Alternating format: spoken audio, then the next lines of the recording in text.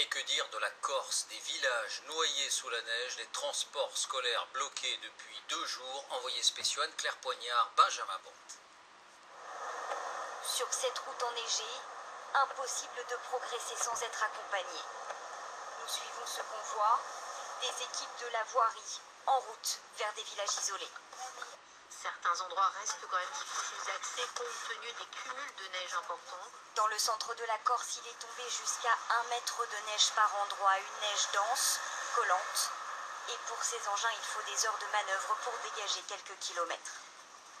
Bonjour, vous êtes en plein travail? Racontez-moi comment ça se passe sur cette route. Énormément de neige, comme vous pouvez le constater, pas mal de verglas et des conditions assez difficiles.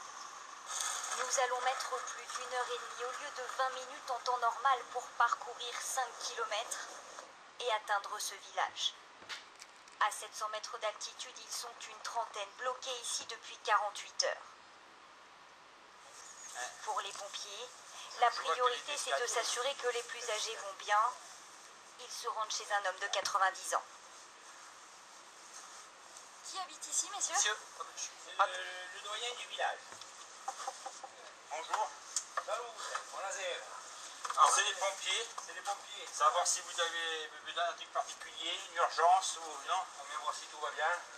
Et là, c'est de quoi vous restaurez? Vous avez du pain, vous avez de quoi manger, vous avez des réserves? On a eu de pain hier, monsieur nous l'a porté.